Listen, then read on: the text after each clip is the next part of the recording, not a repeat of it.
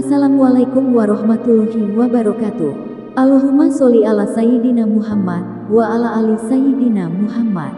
Pemirsa yang dirahmati Allah, marilah kita simak ceramah dari Kiai Haji Abdullah Gimnastiar dengan tema nikmatnya diurus oleh Allah. Sebelumnya marilah kita perbanyak sholawat minimal 1000 kali sehari, agar hidup kita penuh barokah dan mendapatkan syafaat kelak. Jangan lupa berikan dukungan kepada channel kami dengan memberikan super thanks seikhlasnya. Marilah kita doakan semoga Ajim sekeluarga dan para penonton YouTube ini diberikan kesehatan dan diberikan kebahagiaan dunia dan akhirat. Selamat menyaksikan. Sudah sebaik-baik bentuk kita ini. Sudah diciptakan, nikmat selanjutnya adalah nikmat diurus oleh Allah. Kita tidak bisa mengurus diri kita dengan sempurna, karena kita tidak tahu apa yang harus kita urus. Paling makan sedikit, kita tidak tahu bagaimana menumbuhkan gigi, menyiapkan air ludah yang benar-benar begitu dahsyat kemanfaatannya. Kita tidak mengerti bagaimana jumlah air ludah kita cukup, tidak kebanyakan, tidak kekurangan. Alhamdulillah, kita juga tidak tahu menghentikan pertumbuhan gigi. Bagaimana kalau makin tua, makin panjang? Masya Allah. Untung berhenti tumbuhnya. Kita juga tidak paham kenapa di sini berhenti, tidak ada rambutnya. Coba kalau semuanya berambut.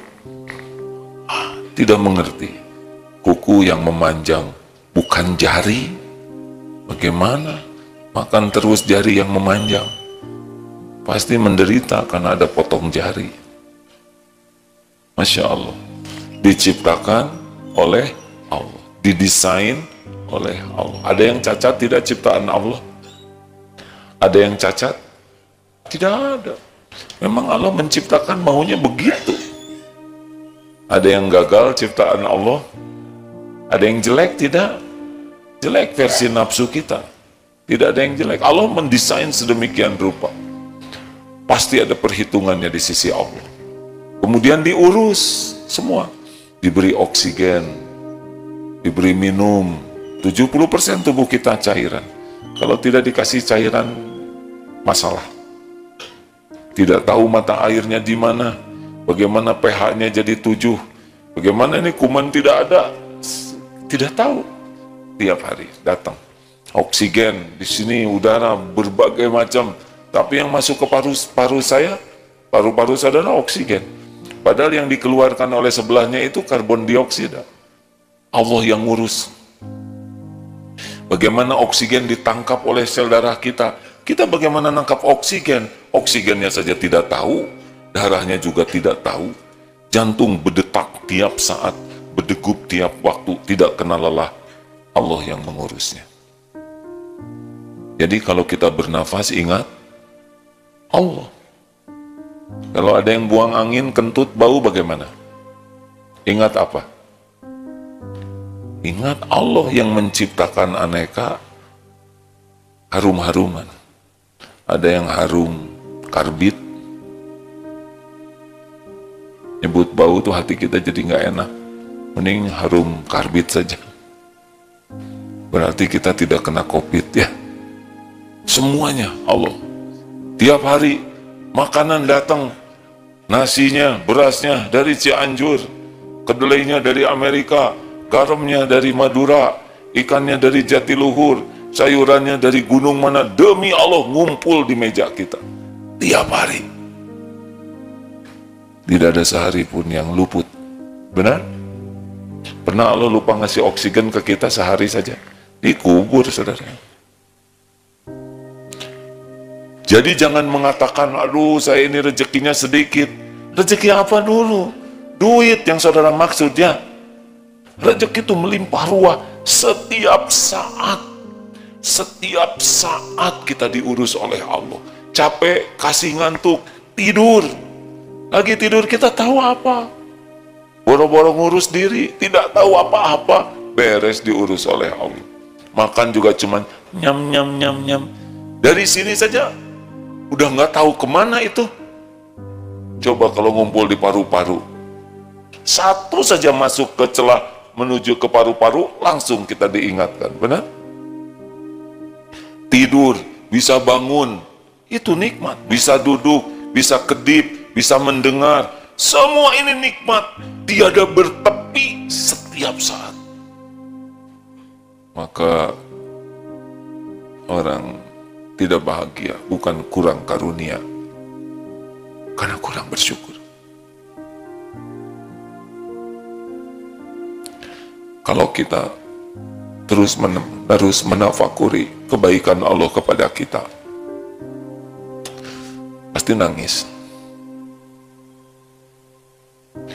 Karena karunia Allah melimpah setiap saat. Padahal kita jarang bersyukur. Kalau orang banyak menafakuri karunia Allah, dia tidak cemas terhadap masa depan. Selama ini saja kita diurus oleh Allah Subhanahu wa Ta'ala. Orang yang cemas-cemas terhadap masa depan itu karena orang jarang tafakur dengan apa yang Allah berikan. Nikmat apa lagi? Sesudah nikmat pengurusan, nikmat hidayah. Kita jadi Islam, itu Allah yang memberi hidayah. Kita tidak tahu, kita bersyukur. Ditakdirkan jadi orang Islam, jadi kenal kepada Allah, kenal kepada Rasulullah, kenal kepada Islam. Tapi dari 7 miliar, cuma 1,7 miliar saja. Sedikit yang dapat hidayah. Dan yang dapat hidayah juga belum tentu dapat nikmat iman. Ada yang dapat Islam, tapi belum tentu iman. Kalau Islam baru bersaksi, la ilaha illallah, tiada Tuhan selain Allah. Tapi kalau iman udah percaya, ini lebih tinggi nikmatnya. Dan yang paling top namanya nikmat ihsan. Yakin kepada Allah. Oh, itu antabudallah ka'annaka tarah wa illam takun tarah wa innahu yarah. Beribadah seakan melihat Allah. Kalau tidak, kita tidak bisa melihat Allah, memang tidak akan bisa lihat dengan mata ini di dunia. Yakinilah Allah melihatmu. Jadi orang yang paling bahagia di dunia, yang sambil diam begini, yakin Allah sedang menatap dirinya, sedang memperhatikan dirinya, dimanapun, kapanpun. Orang yang dekat dengan Allah, cirinya merasa Allah itu dekat. Orang yang jauh dari Allah tidak merasa Allah itu maha dekat. Jadi nikmat besar ini. Dan kita yang sudah diberi hidayah Islam, kepada hamba-hamba Allah yang belum Islam, jangan berpikir dan merendahkan. Justru apa yang bisa kita lakukan? Dulu Rasulullah Islamnya sendiri, yang lain belum Islam. Beliau berjuang jadi uswah hasanah, contoh bagaimana pribadi Islam yang benar. Kemudian beliau berdakwah dengan cara yang hikmah, dan beliau mendoakan sehingga Islam tumbuh sampai kita sekarang. Kalau kita orang yang non-Islam, hamba Allah juga, ciptaan Allah, dititipkan kepada kita yang sudah diberi hidayah ini. Coba kalau ditukar gimana? Sering menonton tayangan tentang para mu'alaf ya, terutama di berbagai penjuru dunia, betapa mereka sangat senang sekali mendapat hidayah Islam. Rasanya lega, hidup ini sangat tercerahkan. Benar banyak masalah, tapi jelas pegangannya. Kita sudah diislamkan Allah lebih dulu, kadang tidak begitu bersyukur. Benar? Ini nikmat besar.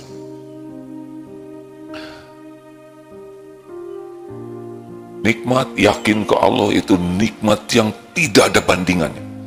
Surga dunia ini disebut apa? Hayatan thayyibah. Kuncinya ada berapa? 2. Bahagia di dunia ini kuncinya 2 aja hadirin. 1, iman. 2, amal soleh. Fokus ke sana. Banyak uang pasti bahagia? Jawablah. Pasti bahagia? Tidak pasti bahagia. Kalau uang banyak pasti bahagia, berarti Allah tidak adil. Karena Allah membagikan uang tidak semuanya banyak. Kalau cakep pasti bahagia? Tidak tahu. Kalau yang cakep bahagia berarti Allah tidak adil. Berarti kita sengsara, ya. Casing semua itu. Nggak ada harganya dunia ini bagi Allah. Tidak ada harga sama sekali. Dunia cuman gitu aja. Dibanding dengan matahari saja dunia udah tidak ada apa-apanya. Dunia biasa sajalah, ya. Kalau kita sudah kagum dan mengagung-agungkan dunia, kita mengagung-agungkan yang tidak ada apa-apanya. Kalau mau kagum kepada pemilik langit dan bumi, itu sah, pasti bahagia. Karena kita mengagumi yang semestinya kita kagumi. Nikmat apa lagi? Nikmat banyak sekali dari Allah. Nikmat dapat ilmu. Apa saudara pikir datang ke sini tanpa pertolongan Allah? 1001 kesempatan untuk dapat musibah di jalan. Kita selamat ke sini, Allah yang menyelamatkan. Saudara tahu, ada yang tidak suka saudara ke sini. Ada yang mati-matian menghalangi. Siapa? Syaitan. Setan itu tugas pertama dan utamanya menghalang-halangi orang paham agama. Karena kalau orang udah paham agama, dia kenal ke Allah. Kalau kenal ke Allah, dia berlindung ke Allah. Setan gak berdaya. Kalau orang sudah ikhlas, mukhlasin, setan tuh gak mempan. Kalau orang udah tawakal, setan itu tidak berdaya. Makanya dihalang-halangi datang ke majelis ilmu, mendengarkan ceramah, itu tugas utamanya, kerjaan dia yang paling penting. Maka saudara bisa datang ke majelis taklim, majelis ilmu, itu nikmat besar. Ini pada saat yang sama saat ini nih, ada yang sedang nonton TV, ada yang tidur, ada yang sedang, nauzubillah, berbuat maksiat, ada yang sedang menyia-nyiakan waktu. Alhamdulillah, Allah memampukan kita ke sini. Ini nikmat nih hadirin. Coba pilih, mendingan dapat gepuk atau dapat ilmu. Kalau saya sih ya ilmu ya gepuk. Kata Adeda, kalau suruh milih mending ilmu atau makan, kan? Penting mana, ilmu atau makan? Kalau orang dapat ilmu, maka saya lupa lagi ya, pokoknya gitu aja lah ya.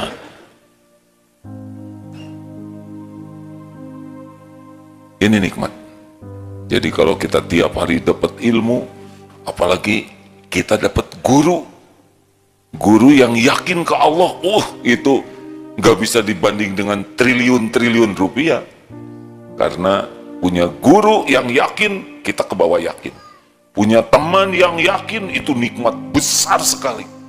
Punya pendamping hidup yang yakin ke Allah, itu tidak ada bandingannya.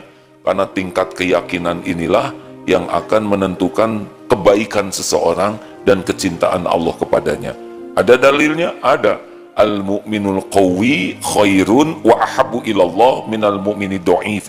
Mu'min yang kuat lebih baik dan lebih dicintai Allah daripada mu'min yang lemah.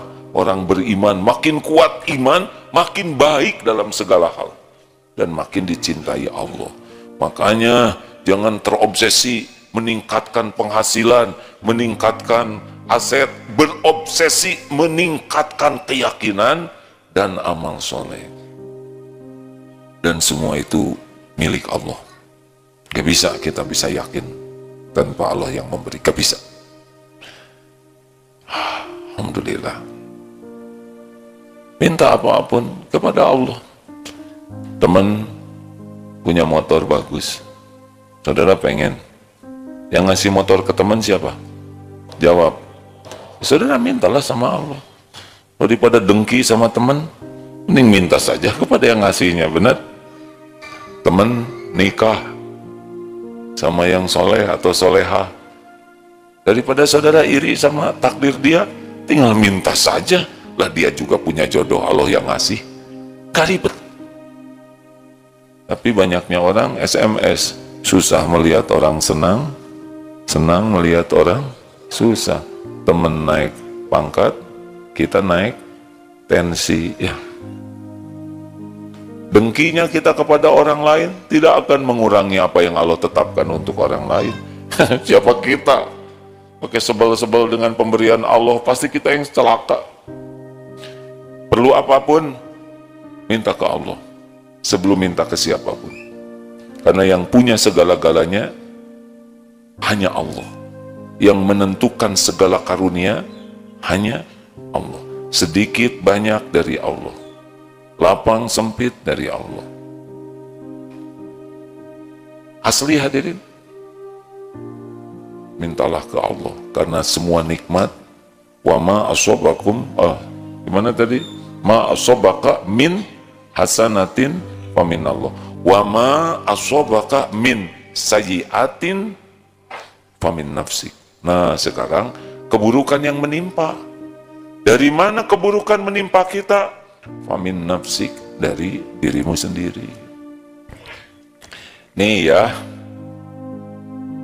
kalau ada orang yang mencerca, menghina kita, memfitnah kita, bahaya tidak? Jawab, bahaya tidak? Gak ada bahayanya sama sekali dihina orang. Yang bahaya, mulut kita suka menghina orang. Karena semua keburukan yang kita lakukan, itulah yang akan mencelakakan kita. Tapi saya dihina, berapa banyak keburukan mulut kita, orang menghina kita, itu diundang oleh perilaku kita. Makanya orang-orang yang selalu istighfar itulah orang yang paling benar dalam menyikapi hidup ini. Lagi jalan, aduh, kebentur pintu, astagfirullahaladzim. Itu bukan kebetulan kejedot pintu, itu diatur Allah. Buka jendela, sini nih, menyut di sini. Jendela kurang ajar, kisah. Kenapa dong kebentur jendela? Pikir itu mata pakai apa aja. Kita berzina terus matanya, melihat yang tidak halal dilihat. Tidak ada satupun maksiat mata, kecuali Allah pasti tahu, kecuali pasti ada balasannya. Tidak ada yang tidak ada balasannya. Kita yang mengundang semua kepahitan. Benjol lu. Ini benjol tidak membuat kepala orang benjol, tapi bisa membuat kepala kita benyut itu. Kita menghina orang, yang paling celaka siapa? Jawab, kita. Tidak ada sekecil pun perbuatan, famay ya'mal mithqala dzarratin khairan yarah wa may ya'mal mithqala dzarratin syarran. Sekecil apapun perbuatan kita, kita akan lihat balasannya. Jadi sebetulnya siapa sih yang paling membahayakan hidup kita di dunia dan akhirat itu? Jawab, siapa? Diri kita sendiri. Siapa yang lebih sayang kepada diri kita? Kita atau Allah? Jawab, Allah. Kita nggak begitu sayang pada diri kita. Kita zolim kepada diri kita sendiri. Kitalah yang mencelakakan diri kita dengan perbuatan-perbuatan buruk kita. Mata, mulut, telinga, pikiran, perbuatan, hati, semua itu balik ke kita. Allah justru yang mau mengampuni kita. Betul? Allah mah nggak untung kita taat juga. Aduh, kita ini udah dikasih segala macam oleh Allah, hidupnya petantang petenteng, dikasih kekayaan jadi sombong, dikasih kepintaran jadi ujub, jadi sombong. Padahal kalau Allah menghendaki ya model-model kita gini, ya tinggal disambar petir aja, jelebet, gosong, selesai. Apa coba? Sholat aja nggak pernah khusyuk, ngaji sisa waktu, itu pun lebih sibuk untuk laporan, bukan karena ingin dekat dengan Allah. Karena mutaba'ah harian harus baca Quran 1 juz sehari, pakai bohong lagi. Zikir jarang, dosa tiap pagi siang malam. Allah melihat semuanya.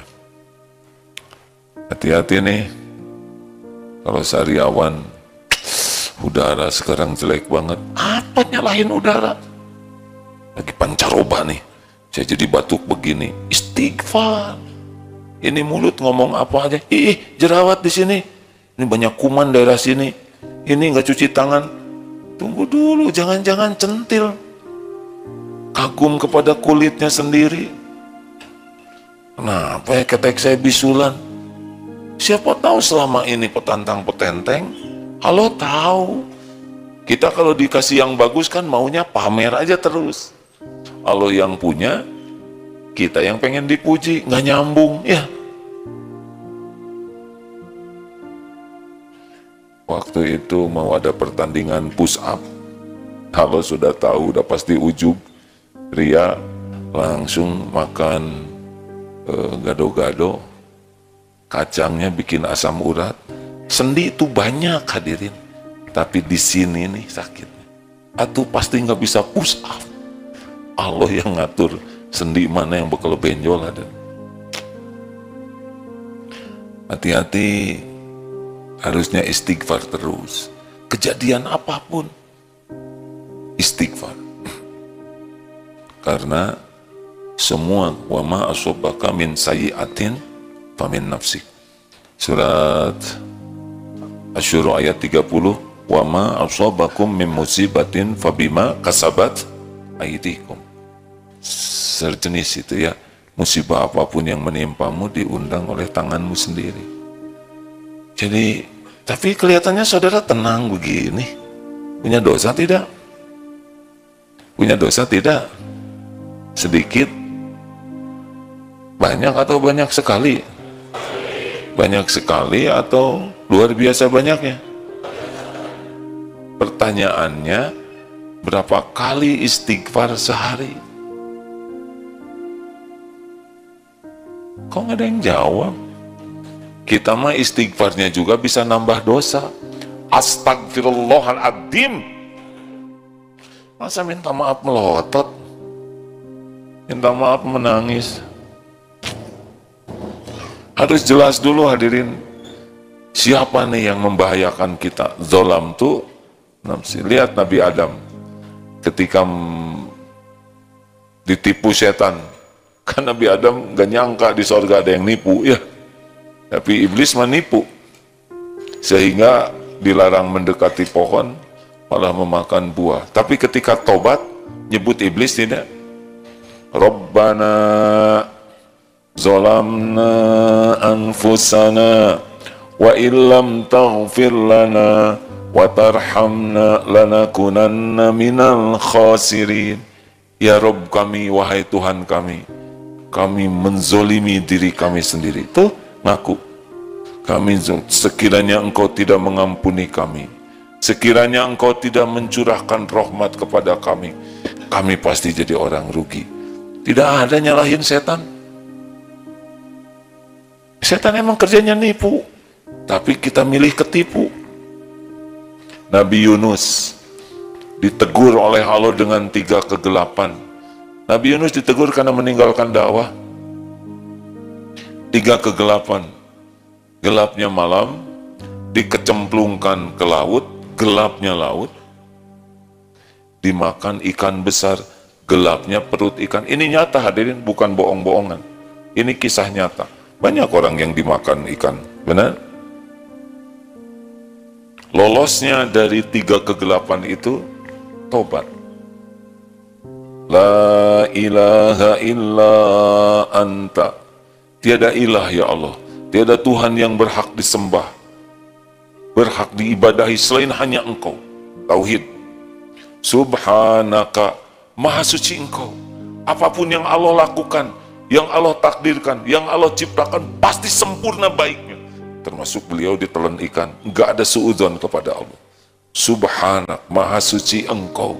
Bayangkan, ini ada di perut ikan dalam keadaan sulit, tetap yakin ini adalah perbuatan Allah yang terbaik. Tidak ada yang salah dari apapun yang Allah takdirkan. Inni kuntu minadz zalimin. Sesungguhnya sayalah manusia yang zalim. Ngaku tuh, tidak nyalahin umatnya, tidak nyalahkan yang ngecemplungin, tidak nyalahkan ikan yang nelen. Jadi jangan ribet dengan orang yang sebel ke kita, dengan yang menghina, mencaci, meremehkan, memfitnah. Nggak ada apa-apanya, nggak ada bahaya sama sekali. Tapi saya sakit hati, itu mah saudara yang nyakitin diri sendiri, nggak ada kerjaan. Ada bahayanya. Orang yang sebel ke kita gak bahaya. Yang bahaya itu apa? Kita yang nyebelin. Bu, Ibu, ya udah nanya aja. Mana yang membahayakan Ibu? Dosa suami atau dosa Ibu sendiri? Saya tidak boleh jengkel. Ibu, mana yang akan mencelakakan Ibu? Perbuatan kurang baik suami atau perbuatan kurang baik diri Ibu sendiri? Suami sendiri? Sendiri. Benar. Itu benar. Jadi Ibu lebih sibuk fokus memikirkan kekurangan kesalahan suami atau lebih fokus kekurangan kesalahan diri sendiri? Jadi Ibu mau ngebongkar HP suami atau HP sendiri? Yang membahayakan Ibu HP suami atau HP sendiri? Terserah Ibu, pokoknya saya tidak mau berdebat. Dah, ngomong sama lelaki aja. Hei lelaki, pada suami, mana yang membahayakan hidup kita? Dosa dan kesalahan istri atau dosa kesalahan diri sendiri? Enak aja diri sendiri, dua-duanya tahu. Ada dosa istri yang dipikul sendiri oleh istrinya, tapi ada dosa istri yang kita pikul karena kita sebagai kepala keluarga tidak bisa jadi contoh, tidak mendidik, tidak bersungguh-sungguh menjaga amanah. Nah gitu. Jangan salah fokus, kita terancam oleh keburukan kita sendiri. Yang belum terjadi, ya jaga dirilah, jangan bikin maksiat. Karena setiap maksiat itu seperti nyimpen paku. Persis di tempat kaki kita akan melangkah ke sana. Seperti menyimpan ranjau, persis di tempat kaki kita akan menginjak. Gak meleset. Jangan menganggap remeh maksiat, itu petaka bagi kita. Bagaimana yang sudah terjadi, segera tobat. Banyak istighfar. Kita setiap waktu terancam oleh keburukan kita. Setiap ngobrol jadi dosa, ketemu orang jadi dosa, ya kan? Didosain, buka HP, yakinlah bakal jadi dosa di situ, ada aja. Hampir tiap waktu kita ini. Makanya perbanyaklah istighfar. Man lazimal istighfar, barang siapa yang melazimkan istighfar, ja'alallahu lahu min kulli hammin farajan wa min kulli daiqin makhrajan wa razaqahu min haitsu la yahtasib. Barang siapa yang terus istighfar, terus minta ampun dengan sadar, ampun ya Allah, salat saya tadi tidak khusyuk, ampun ya Allah, saya acting khusyuknya, padahal Engkau tahu saya tidak khusyuk tapi pura-pura khusyuk. Ampun, saya tadi lirik-lirik yang tidak halal, astagfirullah.